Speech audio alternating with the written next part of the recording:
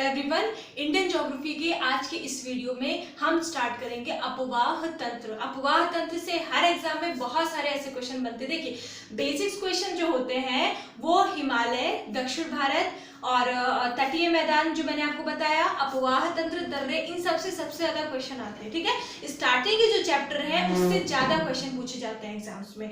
तो आज के इस वीडियो में, लेक्चर में हम देखेंगे अपवाह तंत्र। अभी मैं कोई नदी स्टार्ट नहीं कर रही हूँ।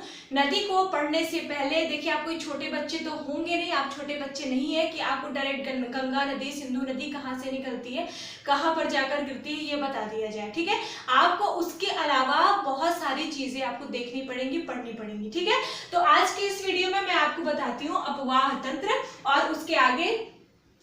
तो चलिए स्टार्ट करते हैं। नदियों के बारे में पढ़ने से पहले, अपवाह तंत्र के बारे में पढ़ने से पहले सबसे पहले ये जान लेना आवश्यक है कि आखिर अपवाह क्या होता है। अपवाह तो सभी कहते हैं, लेकिन अपवाह होता क्या है। नदियों के अपवाह की बात कर रही हूं मैं। ठीक है, तो अपवाह क्या होता है मैंने यहाँ पे लिख दिया है, आप नोट डाउन कर सकते हैं। एक निर्धारित जलमार्ग द्वारा जल के प्रवाह को अपवाह कहते हैं। सीधा सीधा एक मार्ग होता है जल का, जैसे नदियां बहती है, नदियां एक निश्चित मार्ग से बहती है। ठीक है, अभी हम यही मान के चल रहे हैं, हर नदियां अपना मार्ग परिवर्तित भी कर सकती हैं। ठीक है, लेकिन हम यहाँ पर जो मान रहे हैं कि नदियां अपना एक मार्ग निश्चित करके चलती है।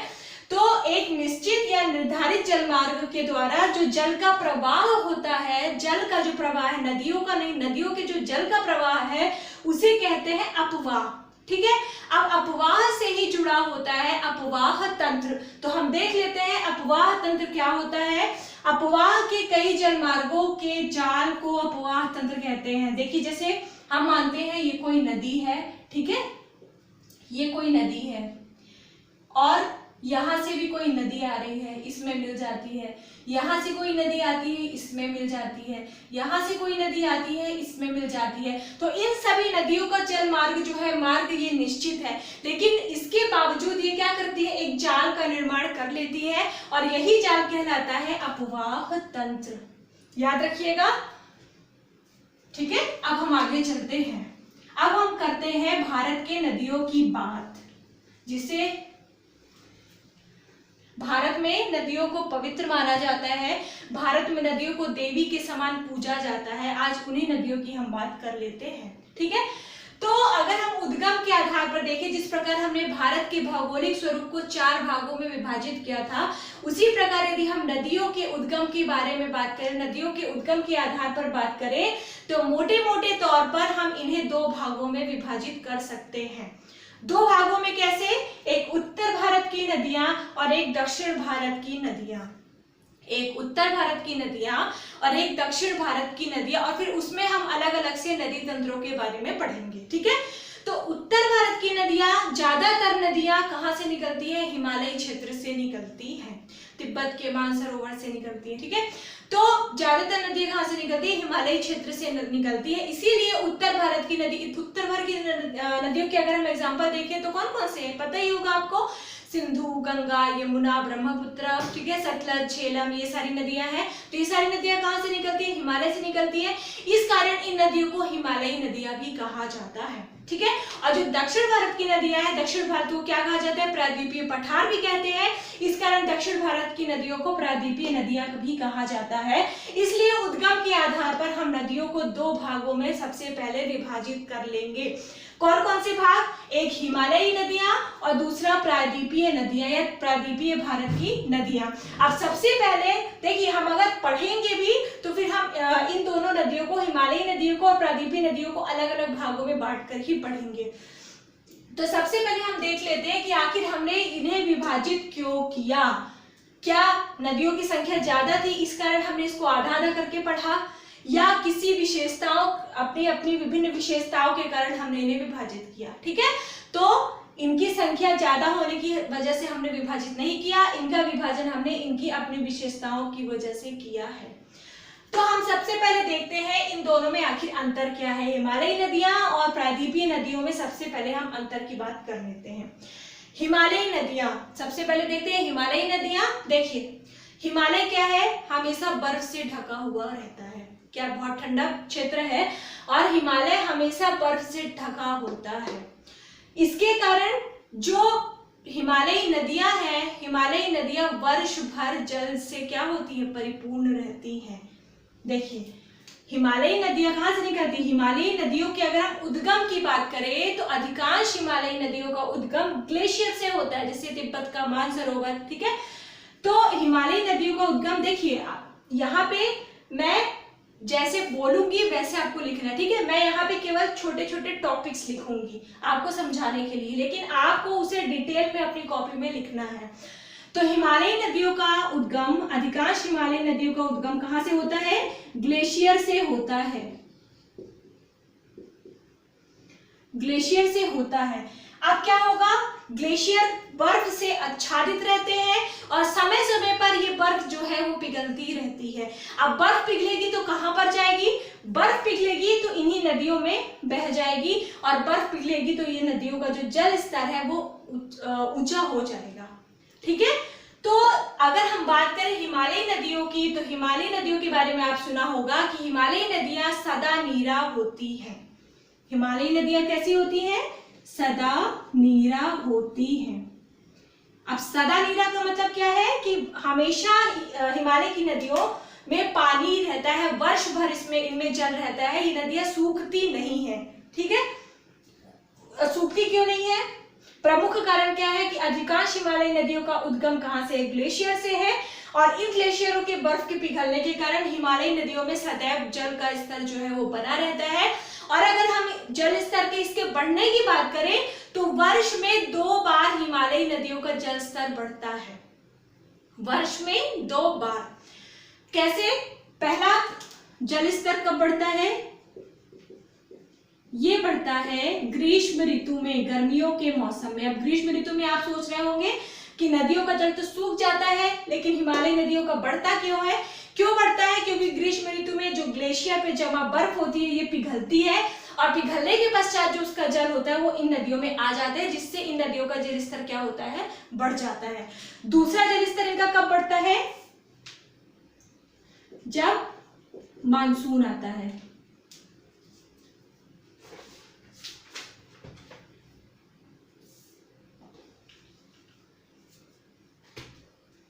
दूसरा मानसून मतलब वही जून जुलाई के समय पर। तो आगे समझ में, हिमालयी नदियां जो होती है सदा नीरा होती हैं और इसका कारण क्या है कि अधिकांश नदियों का उद्गम स्थल ग्लेशियर से है और ग्लेशियर में बर्फ के पिघलने के कारण यहाँ पर जो नदियों का जल स्तर है वो सदैव बना रहता है। और हिमालय की नदियों का जल स्तर जो है वो 2 समय पर बढ़ता है, पहला तो ग्रीष्म ऋतु में और दूसरा मानसून के समय। और अगर आप इसके उदाहरण देखना चाहें तो हिमालयी नदियों के उदाहरण गंगा, यमुना, ब्रह्मपुत्र, सिंधु, आगे करके आप आदि करके लिख सकते हैं, ठीक है। तो ये हो गई हिमालयी नदियां। अब इसके विपरीत अगर हम प्रायद्वीपीय नदियों की बात करें तो प्रायद्वीपीय नदियों का उद्गम तो ग्लेशियर से है नहीं, क्योंकि आप दक्षिण भारत आपने पढ़ा है तो वहां पर कोई भी बर्फ का कोई भी पर्वत आपको दिखाई नहीं दिया होगा, ठीक है। इनका जो उद्गम है वो क्या हुआ है, सामान्य भूमि से ही हुआ है। इस कारण इनका जल स्तर क्या है, गर्मियों के मौसम में बहुत ज्यादा कम हो जाता है। वर्ष भर ये नदियां जो है, प्रायद्वीपीय भारत की जो नदियां हैं, ये इनमें वर्ष भर जल नहीं रहता है। गर्मियों के मौसम में इन नदियों का जल स्तर क्या हो जाता है, काफी कम हो जाता है, ठीक है। इसका कारण आप समझ गए होंगे। फिर अगर हम बात करें इनमें जल स्तर की तो इनका जल स्तर मानसून के टाइम ही बढ़ता है। मानसून के समय, जून जुलाई के समय जब मानसून आता है तभी इनका जल स्तर क्या होता है, बढ़ता है। इसका जल स्तर 2 समय पर बढ़ता है, एक ग्रीष्म में एक मानसून में। लेकिन अगर इनके जल स्तर की बात की जाए तो इनका जल स्तर बढ़ता है केवल मानसून में, ठीक है। लेकिन हाँ, और इन नदियों के उदाहरण अगर आप देखेंगे तो गोदावरी, कृष्णा, नर्मदा, ताप्ती आदि, ओके। लेकिन इन नदियों में भी एक नदी अपवाद स्वरूप है जिसमें वर्ष भर जल स्तर रहता है, अर्थात गर्मी के मौसम में भी इसमें जल नहीं सूखता, इनका जल नहीं सूखता, ठंडी के मौसम में भी उस नदी का जल नहीं सूखता है, ठीक है, वर्ष भर उसमें जल रहता है। और वो कौन सी नदी है? कावेरी। अब आप सोच रहे होंगे कि दक्षिण भारत की नदियां तो सभी है, तो यही एक अपवाद स्वरूप क्यों है? क्योंकि आपको ये पता होगा कि तमिलनाडु के तट पर उत्तर पूर्वी मानसून से वर्षा होती है। देखिए अभी आपको ये चीजें समझ में नहीं आएंगी, आप मानसून का चैप्टर पढ़ोगे तब आपको ये चीजें समझ में आएगी, लेकिन अभी आप केवल माइंड में बिठा लो कि तमिलनाडु, आपने ये सुना होगा ना कि तमिलनाडु के तट पर जाड़ों में वर्षा होती है, ठीक है, क्यों होती है? लौटते हुए मानसून से, उत्तर पूर्वी मानसून से तमिलनाडु के तट पर वर्षा होती है। और कावेरी नदी कहाँ पर है? तमिलनाडु में ही है, और फिर तमिलनाडु के आगे जाकर वो समुद्र में मिल जाती है, ठीक है। तो जब वर्षा होती है उत्तर पूर्वी मानसून से, इस कारण कावेरी, अब वर्षा होगी तो कावेरी में भी जल, उसका वर्षा का जल आएगा और इसका जल स्तर क्या होगा? बढ़ेगा। इस कारण कावेरी नदी का जल स्तर सदैव बना रहता है। यहां पर मैं लिख देती हूं, उत्तर पूर्वी मानसून के कारण, ठीक है। देखिए आपको रटना नहीं है, ये सारी चीजें आपको रटनी नहीं है, ये आपको समझनी है, तभी आप इसे कर सकते हो अच्छे से। ये हो गया, ठीक है, पहला आपका ये हो गया। अब मैं यहाँ पे इसको मिटा रही हूं और आगे यहां से बताऊंगी।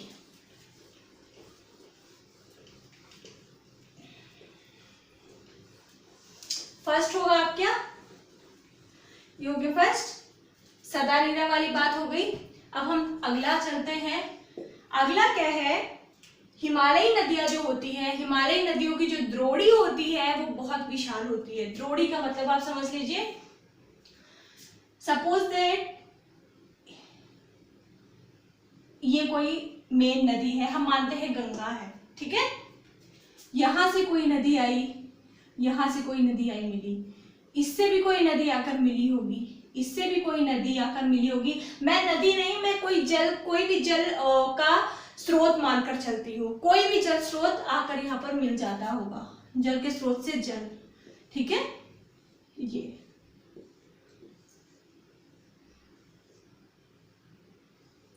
ये बन गई आपकी एक द्रोणी, ये बन गई आपकी द्रोणी, जिसको तंत्र बताया था, ये बन गई आपकी द्रोणी। इसका मतलब क्या है?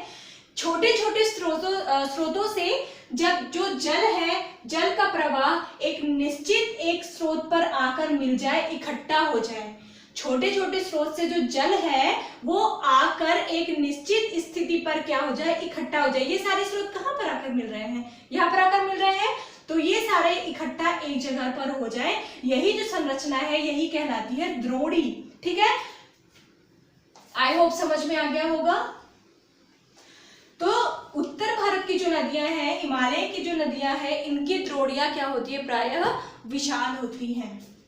तो क्या लिख लेंगे आप कि हिमालयी नदियों की द्रोणी प्रायः क्या होती है? विशाल होती है। आप गंगा नदी तंत्र पढ़ेंगे, सिंधु नदी तंत्र पढ़ेंगे तो आप खुद ब खुद समझ जाएंगे।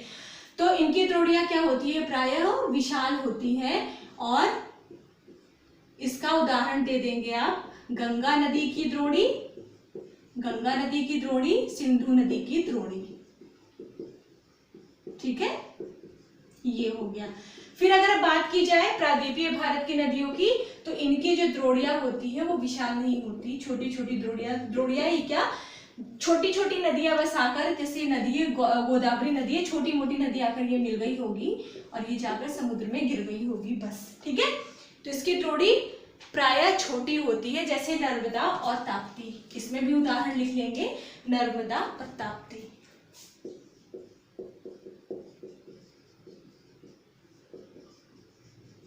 ताप्ती, ठीक है। सारी नदियां हैं, जो भी दक्षिण भारत की जो भी नदी है, आप किसी भी नदी को उदाहरण के तौर पर लिख सकते हो, ठीक है। फिर अगला अंतर क्या लिखेंगे आप?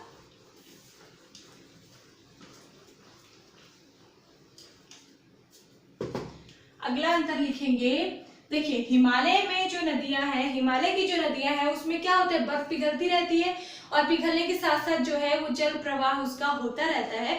और देखोगे आप, चाहे आप गंगा नदी को देखो, ब्रह्मपुत्र को देखो, सिंधु को देखो, ये नदियां काफी लंबाई तक जाती है। और लंबाई के बाद क्या होती है, या तो बहुत कम ही ऐसी नदियां मिलेंगी आपको जो कि डायरेक्ट जाकर समुद्र में मिल जाए, या तो उनमें से बहुत सारी नदियां क्या होंगी, बड़ी नदियों से मिल जाती हैं, और या तो फिर कुछ ही नदियां ऐसी होंगी जो जाकर डायरेक्ट समुद्र से मिलती हैं। ठीक है, तो यहाँ पर क्या लिखेंगे कि जो हिमालयी नदियां हैं ये अधिक दूरी तय करती हैं।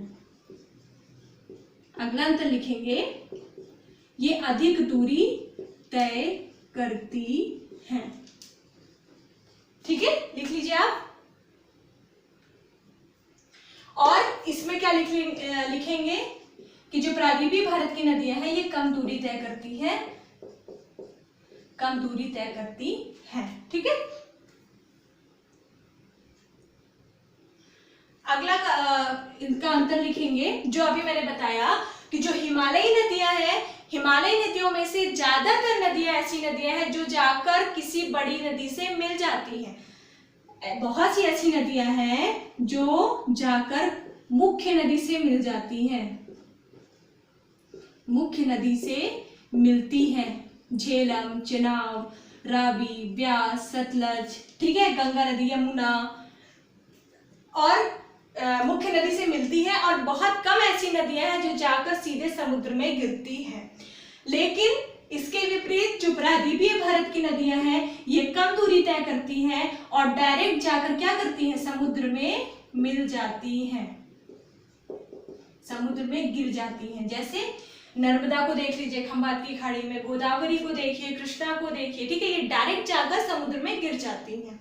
लेकिन यहीं पर यमुना को देख लीजिए, सतलज को देख लीजिए, ये जाकर क्या होती है, मुख्य नदियों में मिल जाती हैं। ठीक है,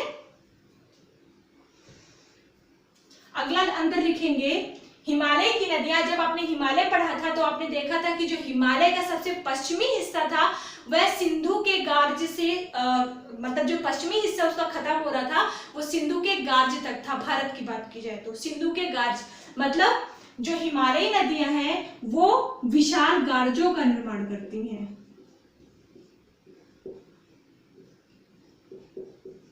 विशाल गार्जों का निर्माण करती हैं। परंतु जो प्रायद्वीपीय भारत की नदियां हैं वो उथले क्षेत्र से होकर बहती है। क्यों? क्योंकि प्रायद्वीपीय भारत का जो भाग है वो एक पठारी क्षेत्र है। ठीक है, पठारी क्षेत्र है मतलब उत्तरी भाग की अपेक्षा देखा जाए तो दक्षिणी भारत थोड़ा ऊंचा प्रदेश है। ठीक, तो जो दक्षिण भारत की नदियां हैं ये उथले भागों में क्या करती हैं, प्रवाहित होती हैं, उथले भारत में प्रवाहित होती है, उथले क्षेत्रों में प्रवाहित होती है। ठीक है, मैं यहाँ पर केवल शॉर्टकट लिख रही हूँ। फिर अगला अंतर लिखेंगे,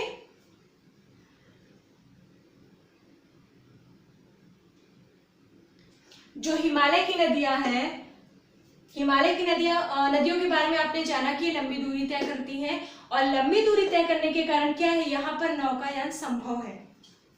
क्या करती है, ये लंबी दूरी तय करती हैं हिमालय की नदियां। और लंबी दूरी तय करने के साथ पता है क्या होता है, क्योंकि ये जो देखिए अगर हम गंगा की बात करें तो गंगा आगे चलकर शायद हरिद्वार के पास गंगा मैदान में प्रवेश कर जाती है। तो ज्यादातर नदियां क्या होती है, मैदानी भागों में प्रवाहित होती हैं और मैदानी भागों में प्रवाहित होने के कारण और साथ ही साथ लंबी दूरी तय करने के कारण क्या होता है, यहाँ पर नौकायान बहुत सुगम होता है, यहाँ पर आसानी से नौकायान किया जा सकता है। लिख लेंगे, लंबी दूरी के कारण तथा मैदानी क्षेत्र में बहने के कारण यहाँ पर नौकायान संभव होता है, नौकायान कर सकते हैं। आप गंगा की बात कर लेते हैं तो कितनी नौकाएं चलती है यहाँ पर। ठीक है, यदि दक्षिण भारत की बात करें तो दक्षिण भारत में जल की जो मात्रा है, ये फोर्थ है, ये फिफ्थ है। दक्षिण भारत में जो जल की मात्रा है ना वो कम होती और ज्यादा होती रहती है। ठीक है, क्योंकि वर्षा पर निर्भर है केवल। ठीक है, वर्षा के अलावा वहां पर और कोई जल का स्रोत है नहीं, तो यहाँ की जो जल की मात्रा है वो घटती बढ़ती रहती है। इस कारण नौकायान के लिए ये नदियां सुगम नहीं होती। ठीक है, तो नौकायान के लिए दक्षिण भारत की नदियां क्या है, उपलब्ध नहीं है या फिर सुगम नहीं है, कुछ भी लिख सकते हैं यहाँ पर। ठीक है, ये हो गया। फिर आगे, चूंकि हिमालयी नदियां जो है वो मैदानी भागों में प्रवाहित होती है, मैदानी भागों में प्रवाहित होती है, और मैदानी भागों की मिट्टी क्या होती है, एकदम भुरभुरी हो जाती है नदियों के बहने के बहाव के कारण। तो ये हिमालय भारत की जो नदियां हैं ये विसर्प का निर्माण करती है। विसर्प का मतलब ये कोई, हम उत्तर का विशाल मैदान मानते हैं, ठीक है, यहाँ से कोई नदी आ रही है और ये मैदान एकदम सपाट मैदान है, यहाँ पर कोई भी कोई ढलान नहीं है और ना ही कोई ऊंचाई है।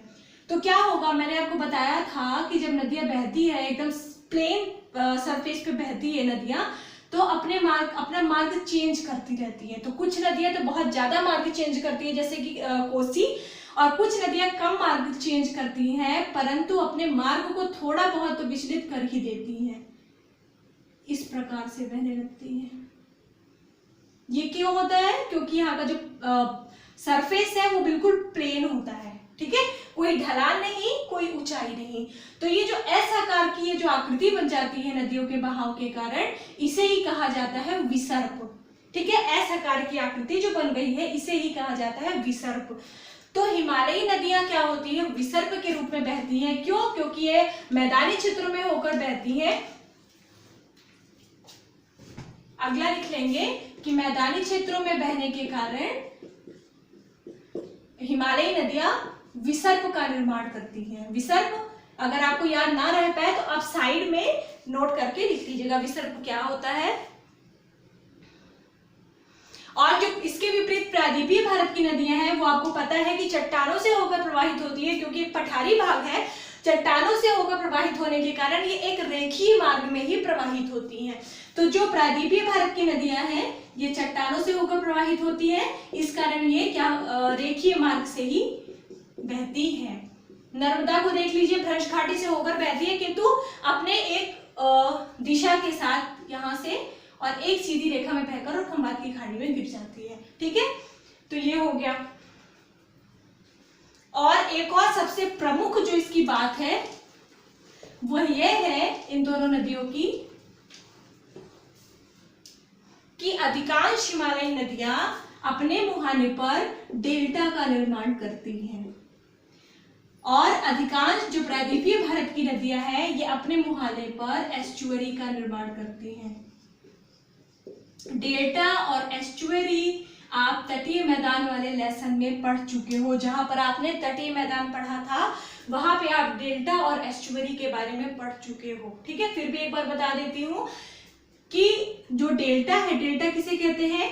नदियां जब अपने मार्ग से होकर आती हैं तो अपने साथ बहुत सारे अवसादों को इकट्ठा करके ले आती हैं और अपने मुहाने पर, देखिए क्या होता है, हिमालयी नदियां, एक और चीज जानिए आप, हिमालयी नदियां होती है ना, जो हिमालयी नदियां बहुत धीमी गति से चलती हैं। हिमालयी नदियां क्योंकि बर्फ धीरे धीरे पिघलती है और बहुत स्लो गति से, बहुत धीमी गति से हिमालय की नदियां बहती हैं, किंतु दक्षिण भारत की नदियों का प्रवाह थोड़ा तेज होता है। तो जो नदियां धीमी गति से बहेंगी और अपने साथ क्या लेके आएंगी, अवसादों को लेकर आएंगी और अपने मुहाने पर अवसादों को क्या करती रहेंगी, इकट्ठा करती चलेंगी, ये इकट्ठा करती चलेंगी और बाद में समुद्र में जाकर गिर जाती है। तो ये जो इकट्ठा हुआ अवसाद है ये कहलाता है डेल्टा, ठीक है, ये होता है डेल्टा। डेल्टा के कारण यहाँ का जो मुहाना है इसका नदी का वो बढ़ने लगता है, बढ़ जाता है। क्यों? क्योंकि अवसादों को इकट्ठा करने के कारण यहाँ पर क्या होता है, एक भूमि का जैसा निर्माण हो जाता है।